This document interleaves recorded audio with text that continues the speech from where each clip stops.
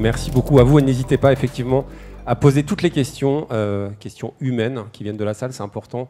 L'humain, on va en parler. Alors, je faisais un petit calcul tout à l'heure, je me rendais compte que l'expression intelligence artificielle, c'est une expression qui a été énoncée pour la première fois alors, par plusieurs chercheurs américains, il y a une petite bataille là-dessus, dont Marvin Minsky, et c'était déjà il y a 68 ans, à la conférence de Dartmouth. Et on a l'impression, lorsqu'on voit à quel point on en parle beaucoup, il y a encore un lancement, une annonce cette nuit chez OpenAI avec un nouveau modèle de langue, eh bien, que c'est le sujet le plus chaud du moment, le sujet qui soulève des craintes. Hein. On le voit avec le nouveau livre de Yuval Harari, l'auteur de Sapiens, qui s'appelle Nexus, où il explique que cette IA, en répliquant le langage humain, eh bien, c'est la plus grande menace pour la démocratie. Et puis en même temps, énormément d'espoir. Des espoirs pour créer des nouveaux matériaux, des nouveaux médicaments, des espoirs aussi pour anticiper des catastrophes naturelles. C'est quand même assez génial. Bref, je vais laisser la parole à nos 4 invités parce qu'au Forum de Giverny, on travaille et les représentants, les entreprises se sont réunis, ont planché sur les 30 propositions dont on a parlé tout à l'heure, dont 5 autour du numérique. Et la première question que je vais poser, c'est à Anne-Laure de Chamard. Donc, vous êtes vice-présidente de Siemens Energy et vous avez coprésidé avec Siemens ce groupe de travail sur le numérique. Et ce que je trouve très intéressant, eh bien, c'est que vous allez nous parler d'énergie. C'est au cœur de toutes les préoccupations. Siemens, 100 000 salariés dans le monde, une véritable responsabilité. Vous-même, vous êtes à la tête de 2 entités de grandes zones géographiques mondiales. Mais la première question, c'était sur la consommation énergétique. Quel peut être l'impact énergétique de l'intelligence artificielle ? Merci beaucoup, Guillaume. Alors oui, quand on parle de responsabilité pour l'IA, il y a aussi le sujet de responsabilité en termes d'impact environnemental et énergétique. Et on peut dire qu'à la fois, il y a un vrai impact pour améliorer la consommation d'énergie, les émissions, et c'est quelque chose, je crois, que j'ai vu, dont on avait parlé dans la table ronde sur l'énergie, et à la fois un vrai impact en termes d'augmentation exponentielle de l'énergie là-dessus. Donc si on parle peut-être de la partie positive de l'IA, aujourd'hui, on est dans des systèmes énergétiques de plus en plus complexes, avec tout le côté intermittent et très très fluctuant des énergies renouvelables qui sont en train de se développer partout dans le monde. On a des sujets de pic de demande également qui vont s'accélérer quand on pense à tout ce qui est mobilité électrique. Ça va créer des pics qui sont l'équivalent de la consommation de la Norvège, qui vont arriver à des heures données. Et donc ça, aujourd'hui, les réseaux électriques ne sont pas capables de gérer ça. Ça crée des congestions et ça crée énormément de gâchis dans l'électricité produite. On estime qu'aujourd'hui, il y a à peu près 10% de l'énergie qui est produite dans le monde qui est gâchée, non utilisée, à cause de ces sujets de non-concomitance entre l'offre et la demande. Et si on ne fait rien, d'ici 2040, on pense que 50% de l'énergie renouvelable produite en Europe ne sera pas utilisée. Donc c'est un vrai sujet sur lequel on travaille avec l'IA pour voir comment est-ce qu'on peut, à la seconde près, optimiser la consommation, le stockage, quand est-ce qu'on peut prévoir en fonction de l'ensoleillement, etc., de façon à pouvoir réguler et optimiser cette consommation énergétique. Et déjà aujourd'hui, on est capable, grâce à ça, de réduire 10% les émissions d'une centrale électrique, par exemple. Voilà. Donc c'est vraiment des sujets très bénéfiques grâce à l'IA. En revanche, le sujet très négatif, c'est l'explosion de la consommation énergétique. C'est vraiment exponentiel. Si on réfléchit à la puissance qu'il faut en termes de machine learning, dans les 10 dernières années, ça doublait à peu près tous les 6 mois. Aujourd'hui, ça double tous les 100 jours. Pour vous donner un exemple, quand il a fallu entraîner ChatGPT 4, l'eau utilisée pour ça, c'est l'équivalent de l'eau qui est nécessaire au refroidissement de 50 réacteurs nucléaires. Aujourd'hui, avec la demande dans les data centers qui va augmenter, les data centers qu'il faut construire entre maintenant et 2030, pour pouvoir les alimenter, il faut construire 500 nouvelles centrales nucléaires dans le monde. À ce rythme-là, si on ne fait rien, la Terre n'est pas capable de gérer ça. C'est un vrai sujet d'acceptabilité du sujet de l'IA, sur lequel on est très sollicité à la fois par les boîtes tech, par les développeurs de data centers. pour voir comment est-ce qu'on peut gérer l'efficacité énergétique de ces data centers, récupérer leur chaleur, comment est-ce qu'on peut les faire basculer sur une énergie renouvelable, mais c'est un vrai sujet de responsabilité autour de l'IA. Merci beaucoup. Et je rappelle que vous dirigez la division en charge de la décarbonation des industries et donc les régions Europe et Asie-Pacifique. La question très concrète qui m'intéresse aujourd'hui, c'est savoir comment vous utilisez l'intelligence artificielle chez Siemens Energy.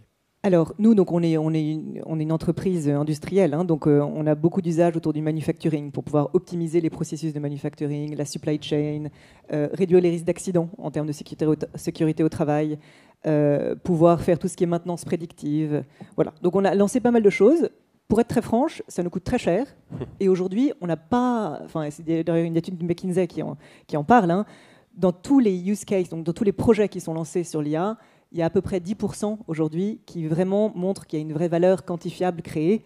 Le reste est encore très balbutiant. Hein. Donc, on investit beaucoup, mais c'est encore le début. Et je pense que ça fait un peu le point sur la façon dont on l'utilise. C'est que parce que c'est le début, il faut dès maintenant dérisquer le sujet éthique de l'IA. Il faut à tout prix éviter ce qui s'est passé avec les réseaux sociaux, où en gros, on a laissé ça exploser et on s'est rendu compte ex post des dangers et des méfaits en essayant ensuite de gérer le sujet quand il était trop tard. Et donc, c'est vraiment basculer de l'éthique réactive à l'éthique by design et se dire, oui, il y a des choses qu'on peut développer, il y a des choses qu'on peut créer, mais on fait le choix de ne pas utiliser l'IA pour ça. Et je suis sûre que Google aura des sujets à raconter là-dessus. Mais pour vous donner un exemple peut-être concret chez nous, hein, on avait commencé à se dire, tiens, et si on allait faciliter notre processus de recrutement en filtrant les CV en utilisant l'IA ? Et en fait, on s'est dit, on ne le fera pas parce qu'il y a un vrai risque de reproduction et même d'accélération des biais en faisant ça. Donc, l'IA hein, est basée en fait sur des données du passé. Dans le passé, il y avait beaucoup plus d'hommes que de femmes en situation de management. Et donc, naturellement, les critères que l'IA va chercher auront tendance à favoriser du coup des remontées de CV d'hommes que de femmes, parce que c'est des critères qui ont trait à des traits d'hommes dans le passé. Donc, c'est vraiment des sujets comme ça sur lesquels on travaille. Et on forme nos collaborateurs hein, pour pouvoir à la fois ne pas créer d'inégalité face à l'IA et que tous soient capables de l'utiliser dans leur vie de tous les jours, et à la fois les former sur les dangers, la distance à prendre sur les biais inhérents à ces modèles et sur comment les interpréter et pouvoir utiliser l'IA de manière saine. Et donc on a lancé là, un programme de formation pour que nos 100 000 collaborateurs soient formés d'ici fin 2025 à l'utilisation de l'IA dans la vie de tous les jours, dans le travail de tous les jours et au sujet éthique de l'IA. Et c'est quelque chose sur lequel avoir un observatoire justement ensemble de nos idées et faire en sorte que la formation soit obligatoire est quelque chose qu'on promeut beaucoup. Oui, très bien, et qu'on retrouve d'ailleurs dans le rapport. Merci beaucoup, Anne-Laure. Alors, je voulais m'adresser à vous, cette fois-ci, Jacques. Donc, vous dirigez Inetom, c'est un groupe, une société de services de conseil qui est présente dans 19 pays, 30 000 salariés. Et en fait, quand on préparait en fait, cette table ronde, vous me disiez l'acceptation de l'IA, l'éthique, eh bien, ça diffère selon les pays, selon les cultures. Est-ce que vous pouvez nous donner quelques exemples justement de ces différences ? Oui, absolument. Et ça vient aussi de mes 15 ans passés aux États-Unis. Au fond, l'éthique, la responsabilité dépend du contrat social d'un pays ou d'un continent. Aux États-Unis, par exemple, le premier amendement sanctifie la liberté absolue d'expression et de croyance. Donc, on peut dire qu'une IA éthique est une IA qui met en avant la liberté totale d'expression, ce qui contredit ce que tu viens de dire, Anne-Laure. À l'inverse, en Europe, ici, on valorise beaucoup la lutte contre les biais, on valorise la protection des données personnelles, donc une IA éthique et responsable s'en assure. Imaginons l'Inde, qui est un pays focalisé sur sa souveraineté, son développement économique. Un Premier ministre qui dit « Moi, j'exploiterai et j'irai chercher le dernier kilo de charbon parce que c'est essentiel pour ma souveraineté. » Donc une IA à qui on demanderait de planifier la production d'électricité, d'énergie, inclurait du charbon dans son mix parce que c'est la responsabilité et l'éthique locale. Dernier exemple, on imagine des pays asiatiques ou la Chine, pour qui la cohésion sociale, le pacte social est fondamental. Et ben une IA et une recherche de données peut parfois faire passer sous silence certains événements des années 80 au nom de la cohésion sociale. Donc c'est très difficile de définir un un citoyen et des valeurs universelles. On le sait, ça, depuis longtemps maintenant. En revanche, on peut toujours se mettre d'accord sur certaines définitions d'une IA responsable. Par exemple, une IA sobre environnementalement, ça, je pense que tout le monde sera d'accord, et c'est le grand enjeu que mentionnait Anne-Laure. Une IA que l'on peut comprendre et expliquer, ça aussi, c'est quelque chose qui peut être considéré comme responsable. À l'inverse, quid des usages ? Hier, on a eu par exemple un record du monde en Chine avec une parade de 8100 drones contrôlés par l'IA. C'était magnifique, c'est de l'art, c'est responsable. Mais si demain, chacun de ces drones a une grenade, est-ce que ça reste responsable pour exactement le même usage qui est piloter une nuée de drones ? Donc, une autre définition qu'on aime aborder en Europe, c'est une IA régulée. Oui, mais régulée par qui ? Dans l'intérêt de qui ? Est-ce toujours responsable ? Donc c'est très difficile, mais je terminerai en disant une chose est sûre en tant qu'Européen, c'est qu'il faut qu'on tienne l'IA pour responsable du succès futur économique du modèle européen.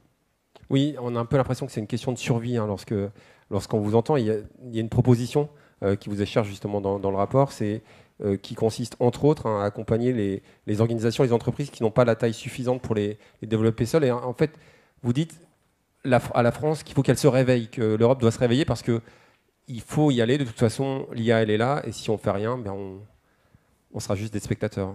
Absolument. Je pense qu'on est nombreux ici à avoir lu avec attention le rapport Draghi qui est sorti cette semaine, qui explique le décrochage de richesses économiques entre les États-Unis et la zone euro, qui vient d'un décrochage de productivité par manque d'adoption de la technologie en grande partie. L'IA en fait partie aujourd'hui. On a outre-Atlantique des cas d'usage sur des dizaines de milliers de salariés, d'adoption de l'intelligence artificielle, pas forcément générative d'ailleurs, mais adoption de l'intelligence artificielle qui permet des gains de productivité significatifs. Et donc une création de richesse, et donc des financements de la transition environnementale, dans notre cas du modèle de retraite ou du modèle social. Donc ce décrochage qu'on a en Europe s'explique par un des plus faibles taux de confiance dans l'intelligence artificielle. Un sondage récent comparait les différents pays. La France est le pays où on a le moins confiance dans l'intelligence artificielle au monde. Et ce n'est pas une question de démocratie ou pays développé ou pas. Le Japon a une forte confiance dans l'IA, le Brésil. Donc il s'agit de la rendre abordable à un plus grand nombre. Et cet observatoire, qui est la 4e proposition, est quelque chose de très concret qui consiste à dire qu'il faut, à l'échelle nationale ou européenne, mettre à disposition des entreprises, des administrations, des cas d'école qui leur permettent de passer du test à la mise en œuvre à grande échelle. Partager les bonnes pratiques, expliquer comment on répond aux questions les plus simples, combien ça coûte, c'est trop compliqué. Mon cousin, il a une usine de glace. Il a une centaine d'employés, il fabrique des glaces. Pour lui, l'IA, c'est la science-fiction. Et ben, ce qu'il faut, c'est qu'on arrive à... Pardon, Jacques, des glaces à manger ou des glaces... Des glaces délicieuses à manger. Ok, voilà. Merci. Et donc, comment est-ce qu'on fait pour que ces entrepreneurs, ce tissu de TI qui se sent pas adapté en fait pour adopter ces technologies, on puisse le démythifier, qu'ils puissent avoir accès à de la formation, à des pratiques simples et des bonnes pratiques pour en bénéficier eux aussi, comme leurs concurrents dans le reste du monde. Mais j'en profite, on a parlé de beaucoup de craintes, les craintes par rapport à l'approche de la vérité, sur la démocratie, le non-respect des droits d'auteur, mais il y a aussi la crainte de perdre son job qui revient souvent. Est-ce que ça, c'est quelque chose que vous observez ? Il y a toujours cette statistique que je trouve très intéressante, je crois que ce sont des scientifiques du MIT qui avaient calqué le taux de robotisation des pays européens, et en fait, là où on aurait pu croire que là où les robots étaient les plus présents, eh bien, le taux d'emploi serait le moins important, et en fait, c'était l'inverse. Et qu'est-ce que vous répondez aux gens, tout simplement, qui vous disent moi, j'ai peur de perdre mon boulot, tout simplement ? On a les grandes statistiques, l'OMC, le FMI, etc., qui vous donnent des chiffres de 40 à 60% de tous les jobs du monde vont être impactés par l'intelligence artificielle. Donc, il est clair que certains jobs vont disparaître. Certaines personnes vont perdre leur job. Par exemple, vous allez à San Francisco, vous montez dans des taxis robotisés, ça fait des années qu'il y a ça, et il n'y a pas d'avenir comme chauffeur de taxi à San Francisco. Mais à l'inverse, ça ne veut pas dire qu'on perd un job. Il y a beaucoup d'emplois que l'IA va créer. Les mêmes organismes estiment que pour un job perdu, 1,1 job va être créé. Des jobs nouveaux, et ce n'est pas que des jobs de data scientist ou autre, c'est des jobs à la portée de tout le monde, mais qui sont générés par ces gains de productivité, ce développement économique. Et donc, oui, il y aura un certain nombre de reconversions. Oui, il y aura des adaptations. Je vous donne un exemple dans mon métier. Développeur, un codeur, quelqu'un qui écrit du code, grâce à l'intelligence artificielle générative, d'énormes pans du travail sont automatisés. Écrire de la documentation, c'est automatisé à 70%. Ça ne veut pas dire pour autant qu'on n'a plus besoin de développeurs. Au contraire, les développeurs ont encore plus de travail, mais du travail plus intéressant. Au final, ce qui disparaît, c'est ce qui est fastidieux. Et on se retrouve focalisé sur ce qui est passionnant pour un travailleur. Très bien. Alors justement, cette éducation et le fait de vraiment embrasser l'intelligence artificielle, c'est aussi une des préoccupations de Sébastien Missoff, qui répond aussi, qui rebondit en fait sur la proposition numéro 2 de cette partie numérique. Et au passage, effectivement, les taxis autonomes à San Francisco, ça marche aussi chez Waymo, donc une des filiales d'Alphabet, la maison mère de Google. Pourquoi ça vous tient à cœur l'éducation? Pourquoi c'est important? Merci Guillaume. Enfin, je pense que d'abord, il faut revenir sur les différents sujets. Avant de venir sur l'éducation, il y a 2 points qui sont importants. Le premier, c'est le sujet de la confiance. Vous en avez parlé. Ce n'est pas une IA pour faire de l'IA, c'est une IA si elle est responsable, avec un premier enjeu évidemment qui est celui de la consommation d'énergie. On en a parlé, l'IA aide sur un certain nombre de sujets. Vous l'utilisez tous les jours sur Google Maps pour arriver à trouver des routes qui sont plus responsables. Mais évidemment, derrière, ça fait tourner des données. On a plus de 60%. Aujourd'hui, 60% de l'énergie qui va dans les data centers sur lesquels on travaille sont des énergies renouvelables. Et d'ailleurs, Google, il y a quelques semaines, a dit attention, ça consomme vraiment beaucoup d'énergie. Tout à fait. Donc, on est particulièrement vigilant sur ce sujet-là. Et ça veut dire 2 choses pour être responsable. Ça veut dire continuer à investir. On investit plus de 6 milliards pour avoir des nouveaux contrats, avec Engie et d'autres entreprises, pour faire venir ces énergies renouvelables, pour être prêts pour ces data centers. Et ensuite, c'est des progrès scientifiques sur les puces qu'on développe nous-mêmes et faire en sorte que la puissance de calcul continue à accélérer. C'est 3 fois plus de calculs depuis 5 ans sur ces puces pour faire en sorte qu'on atteigne cet objectif qui est 2030, 100% de tous ces calculs viennent avec de l'énergie renouvelable. Donc, c'est le premier sujet de confiance. Et évidemment, dans ce que vous évoquiez aussi, sur le sujet de règles transparentes, c'est une IA qui est cadrée depuis 2017. On a des principes très précis sur lesquels on est transparent, sur comment l'intelligence artificielle qu'on développe peut être utilisée par d'autres et être très précis sur ces sujets-là. On reviendra aussi, c'est vrai aussi, sur la partie de stockage des données qui soulève des questions et comment on est responsable en ayant une approche et une réponse. Donc une fois qu'on a la confiance, le deuxième sujet, c'est évidemment, il faut savoir donner envie, et il faut expliquer pourquoi c'est important. Et on n'a pas envie de se réveiller le matin, c'était un peu les sujets. On a parlé de transformation numérique comme une marche forcée. Et dans le cas de l'intelligence artificielle, ce n'est pas une fin en soi. On en a envie parce que c'est un impact significatif. C'est un impact significatif aujourd'hui quand je montre un certain nombre des produits qu'on développe avec des PME qui sont capables de prendre en photo 15 factures et que ça fait immédiatement un tableau Excel qui leur fait gagner du temps. C'est précieux. Quand on travaille avec des grandes entreprises, quand on travaille avec Carrefour pour essayer de prédire quels sont les produits qui vont être en rupture de stock, ça a un impact positif. Quand on travaille avec des groupes comme CMA, CGM récemment pour essayer d'améliorer les routes, de faire en sorte que les bateaux puissent arriver plus vite en consommant moins, ça a un impact significatif qui est important. Et puis on en a beaucoup parlé. Je pense que ce qui est extraordinaire en ce moment autour des sujets d'intelligence artificielle, c'est que ce n'est pas seulement une révolution technologique, c'est une révolution scientifique qui apporte un savoir supplémentaire et qui est en train de créer les conditions de progrès significatifs sur le domaine scientifique. Et c'est en particulier, si on regarde chez Google, ce qu'on a pu voir avec le lancement de AlphaFold, qui est ce modèle que les équipes de DeepMind chez Google ont développé, qui permet de comprendre comment on plie une protéine. Jusqu'à présent, il fallait plusieurs années pour arriver, pour une seule protéine, à avoir cette réponse, qui sont des éléments clés. Si on développe des vaccins, si on veut réussir à comprendre des problèmes scientifiques compliqués, et qu'on a libéré pour plus de 200 millions de protéines et qui ont permis d'avancer. Donc une fois qu'on a la confiance et l'envie, il faut se donner les moyens et il faut réussir à en faire une réalité. Et c'est en cela que le sujet de la formation, qui est la deuxième recommandation du groupe, est particulièrement important pour arriver à avancer, pour revenir sur les chiffres que vous évoquiez et sur le retard de la France. C'est vraiment ce sujet de formation. Et donc c'est ce qu'on essaye de faire en sorte d'accélérer en France. On forme un peu plus de 100 000 personnes.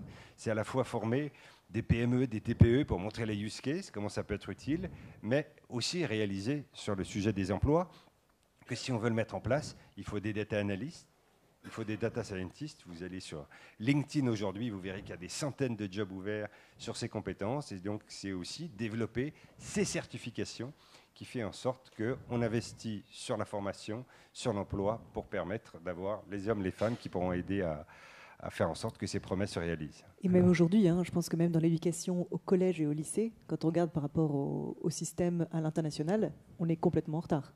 Tous les autres systèmes à l'étranger ont des cours de coding dans leur tronc commun, ce qu'on n'a pas du tout dans le système français.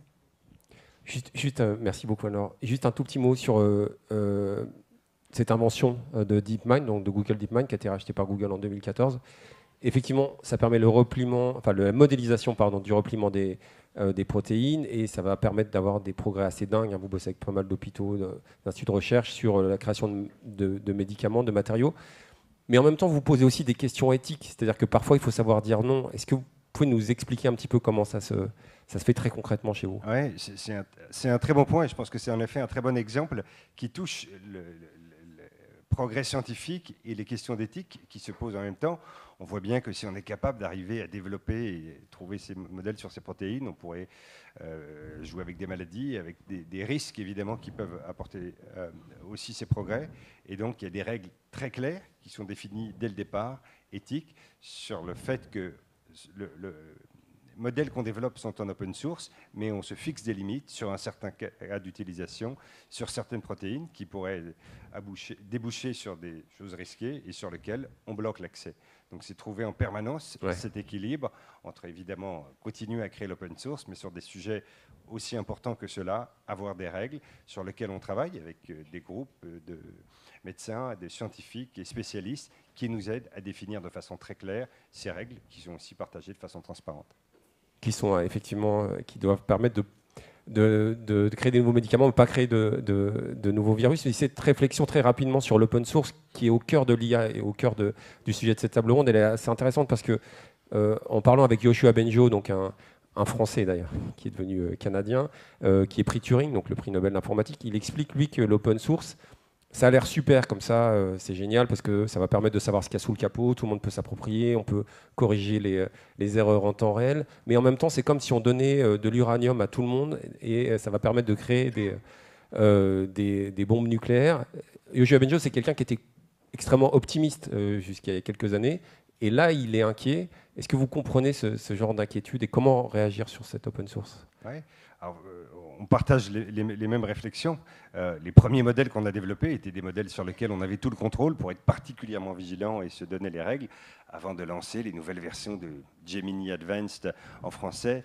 C'est des centaines d'heures d'équipes qui vont aller tester sur les biais, sur les risques et sur tous les dangers. C'est pour ça que vous n'avez pas lancé Transformer en 2017. Et qui fait que quelquefois on va beaucoup moins rapidement sur un certain nombre de ces lancements parce qu'on veut prendre le temps de pouvoir avancer sur les risques.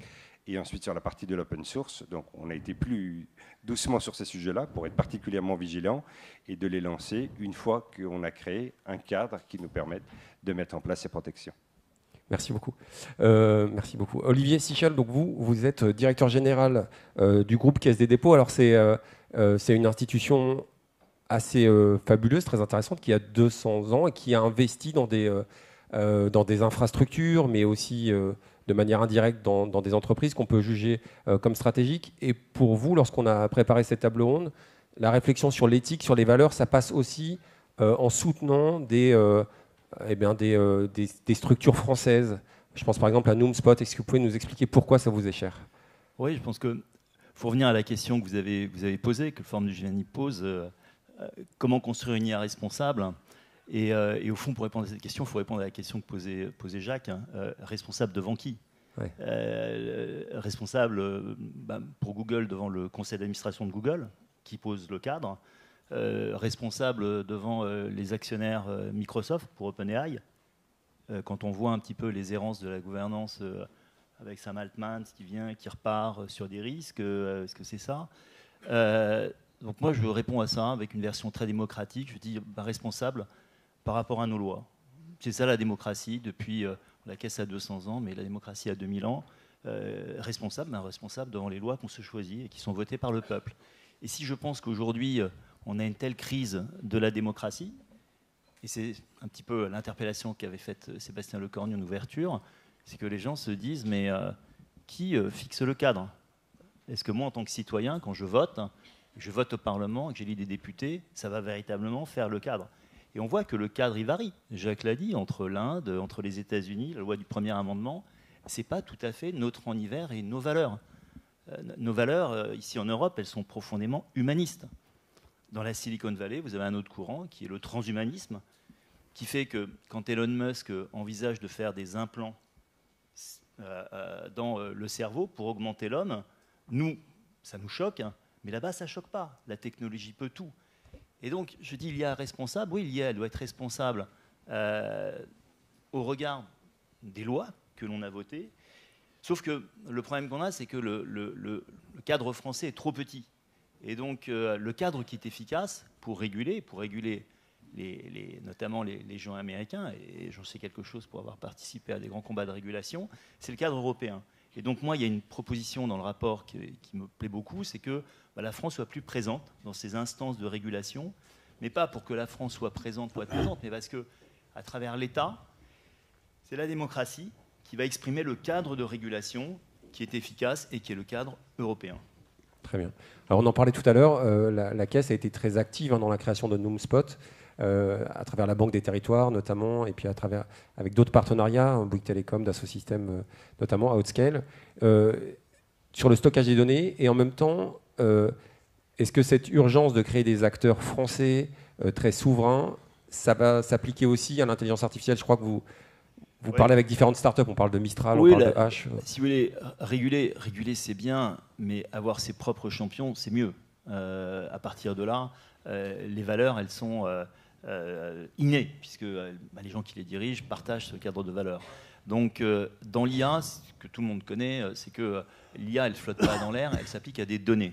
Et donc, ces données, il y a certains moments où on peut estimer qu'elles doivent être faites dans un cadre souverain.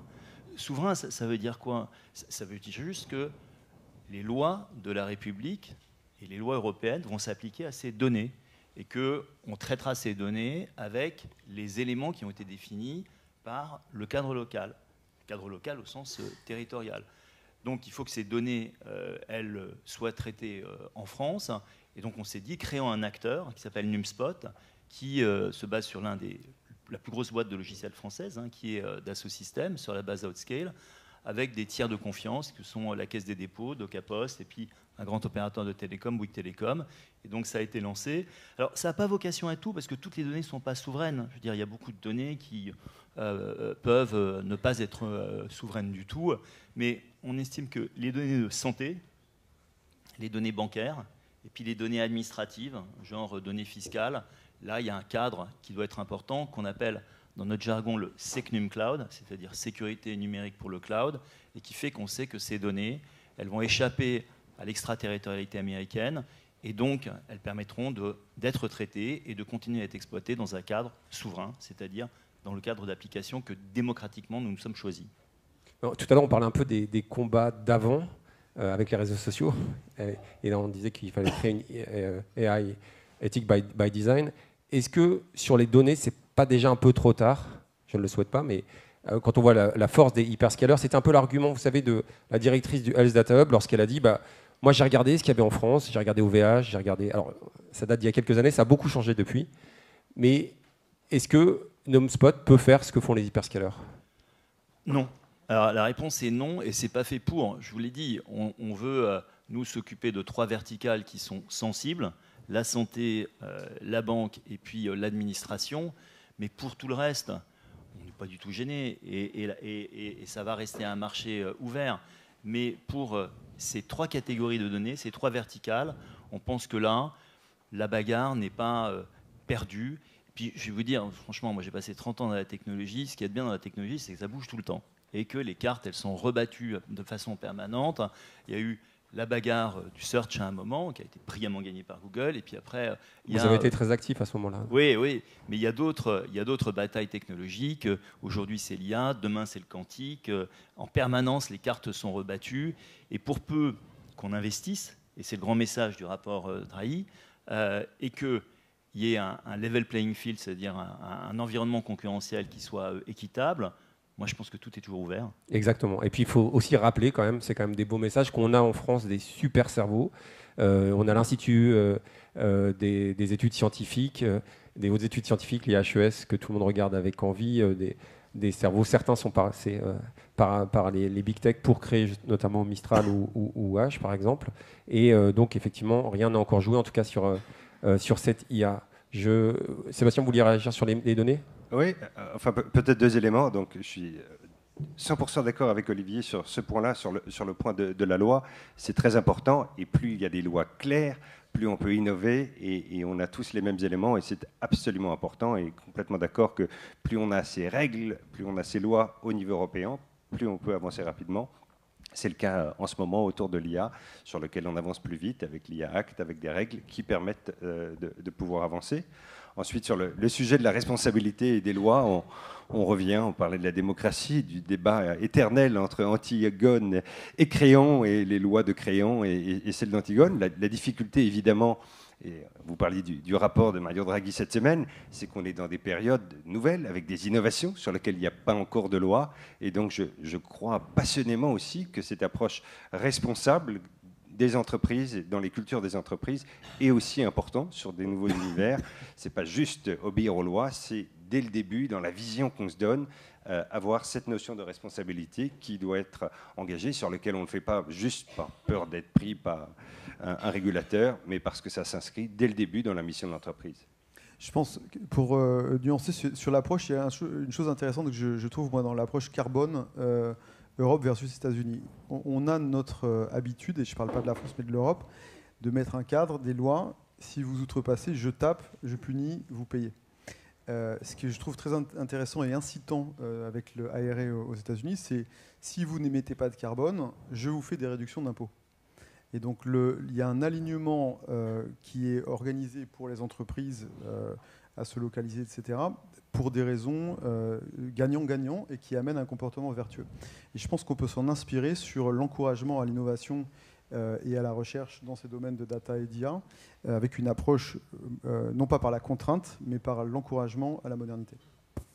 Très bien. Et puis on le voit à travers d'autres mesures, comme le Small Business Act, peut-être, qui peuvent aussi encourager la création de champions ici. Alors on a des réactions, c'est ça qui est génial, c'est que ça laisse personne indifférent.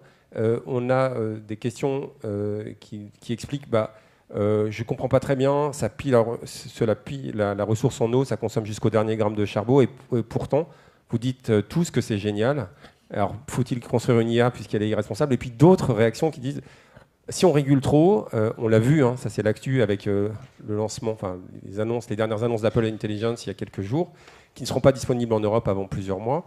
Eh bien, si on régule trop, on risque de passer à côté de cette révolution. Alors peut-être sur première question.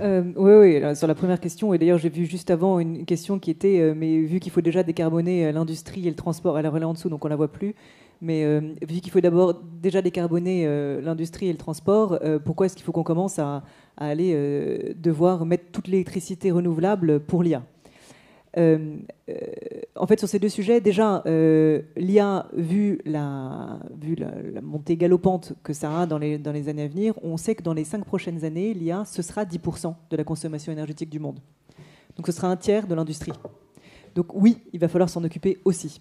Parce qu'on ne peut pas, si on veut décarboner, laisser l'IA se faire de manière non carbonée. Sur le sujet de, vous dites que c'est génial, alors est-ce qu'on ne devrait pas justement arrêter de développer l'IA? Je pense que c'est un peu comme dire, quand il y avait l'avènement des ordinateurs dans les années 80, c'est pas bien, il y a plein de gens qui vont être laissés sur le chemin, il y a plein de choses qui vont se passer, il faut juste pas qu'on développe d'ordinateurs. Je pense que ça se passera quoi qu'il arrive. Il faut qu'on en soit parti, en Europe, et il faut qu'on le fasse d'une manière qui permette qu'elle soit responsable. Donc je pense que plus au contraire, on le prend tôt, en intégrant, comme le dit Sébastien, Jacques, le sujet d'une IA où on est tous responsables de pouvoir la développer et la faire évoluer avec nos valeurs européennes, mieux c'est. S'extraire de ce sujet, c'est laisser peut-être la main à d'autres cultures et d'autres valeurs et d'autres types de démocratie, et donc ce qui n'est pas forcément ce qu'on veut. Merci beaucoup. Et Thierry? Ouais. Oui, non, je rebondissais sur le fait qu'il y a une question en ce moment qui est affichée depuis tout à l'heure, justement sur le fait qu'il y a des restrictions en UE qui font que, par exemple, l'iPhone aujourd'hui avec Apple Intelligence n'est pas accessible avec cette IA-là, mais la question est globale et elle va dans le sens de ce que vous disiez à l'instant. Comment suivre votre ligne et créer une IA européenne qui respecte nos critères, alors même qu'il y a des restrictions de l'Union qui l'empêchent de la développer? Là, on est en pleine contradiction. Pas du tout, parce que je reprends sur cette question pour la salle. Parce que si vous avez dans votre iPhone immédiatement l'IA impliquée de facto, tout le monde a un iPhone, il n'y a plus la peine de se battre. Qui va aller voir aujourd'hui un VC pour dire je vais développer une IA pour les smartphones? Et vous rigolez, c'est déjà installé, préinstallé sur tous les iPhones. Comment voulez-vous qu'aujourd'hui Deezer se développe si on a développé Apple Music Embedded? Il y a des positions fortes, il y a des positions dominantes, elles sont sanctionnées parce que sinon vous faites des leviers à l'infini. Vous avez 60% de part de marché pour Apple. Si Apple utilise 60% de part de marché pour conquérir l'IA, là vous avez une régulation qui permet l'innovation. Alors après, il y a de la régulation intelligente et puis il y a de la régulation stupide. Si la régulation empêche toute innovation dans l'IA, on n'y arrivera pas. Mais si c'est une régulation qui dit attention, il n'y a pas de captation de marché et d'abus de position dominante sur des acteurs qui sont déjà très très très bien lancés, là ça permet l'innovation, ça permet la différenciation. C'était pour donner la parole à la salle avec cette question qui venait de la salle. C'est une super question. Peut-être Jacques là-dessus. Pour moi, le combat, il est un peu différent. Parce que là, on parle des acteurs de la technologie et en effet, il faut un certain nombre de régulations pour favoriser l'émergence d'acteurs européens de la tech. Mais le vrai enjeu, c'est l'adoption de ces technologies par le tissu industriel et administratif en Europe. Et on sait que, par exemple, l'adoption tout simplement du cloud dans les entreprises et les administrations européennes et françaises est 15 à 20% en retard par rapport au cloud aux États-Unis ou en Angleterre. L'utilisation des data, des données, est lui aussi en retard. Donc, il y a une chose qui est d'avoir des outils made in Europe, mais le vrai levier sur la compétitivité européenne, c'est utilise-t-on les outils dans nos entreprises? Sébastien. Tout à fait d'accord, et je pense d'ailleurs qu'il y a une voie qui est un modèle hybride sur lequel de plus en plus il faut respecter les lois et les besoins des clients. C'est par exemple, si on prend un exemple, ce qu'on a réussi à faire avec Sens, avec un partenariat avec Thales, sur lequel toutes les données sont stockées sur des serveurs qui appartiennent à Thales, qui sont limités par les règles d'extraterritorialité. Merci beaucoup. Je peux avoir l'aide de la salle sur ces sujets. Merci Anne-Laure. Et parallèlement, de pouvoir apporter des modèles qui sont les derniers modèles pour permettre aux entreprises françaises aussi de travailler sur les modèles d'intelligence artificielle prédictive sur lesquels on développe. Et donc je pense que ce modèle hybride a de très beaux jours devant lui. Ce modèle hybride, rapidement, Olivier, ça peut vous convaincre ou pas? Je vais pitcher à Olivier. Hein, je crois que vous vous connaissez bien en plus depuis plusieurs années. C'est le client qui décidera à la fin. Si le client se dit, il est convaincu que vraiment, avec un joint venture Google et Thales, il n'y a aucun risque d'extraterritorialité, c'est lui qui décidera. S'il préfère aller chez Numspot en disant voilà, c'est Dassault Systèmes et la Caisse des dépôts, c'est lui qui décide. Très bien. Je suis d'accord. Ok. Venez nous retrouver après, pendant la pause café. Non, effectivement, la question de la régulation, pour avoir étudié un tout petit peu le cas d'Apple Intelligence, j'ai l'impression qu'en fait, on régule de manière très intelligente, enfin, en tout cas, la volonté est très bonne, c'est-à-dire qu'on souhaite l'interopérabilité au niveau européen.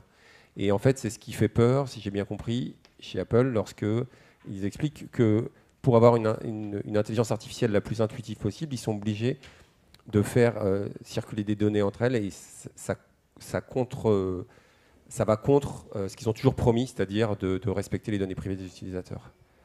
Alors, ouais, non, je pense que sur la régulation, et ça participe d'ailleurs à la question qui vient d'être posée là, il y a 2 types de régulation, et même 3, si on rejoint ce que vient de dire Olivier. Il y a la régulation par objectif, qui est de dire, je veux une IA qui respecte les données privées, qui soit équitable, et donc toutes ces valeurs, ça c'est la régulation par objectif. Et après, libre aux entreprises de le faire et de se débrouiller pour que ces objectifs soient atteints. Et il y a la régulation par moyen, et c'est peut-être ce qu'on a tendance à faire en Europe, qui est de dire d'être très très prescriptif sur ce qui est autorisé ou non dans la manière de le réaliser.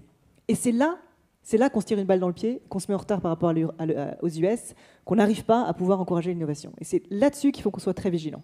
Et après, il y a la 3e régulation, qui est la régulation pour gérer tout ce qui est le fair playing field, dont parle Olivier, qui est le sujet de dire qu'il faut aussi qu'on protège la technologie européenne. Oui, parce que Guillaume, on me dit de ça, c'est d'une naïveté incroyable que Apple dise si j'ai toutes les données, ce sera beaucoup plus fluide et beaucoup plus pratique pour l'utilisateur.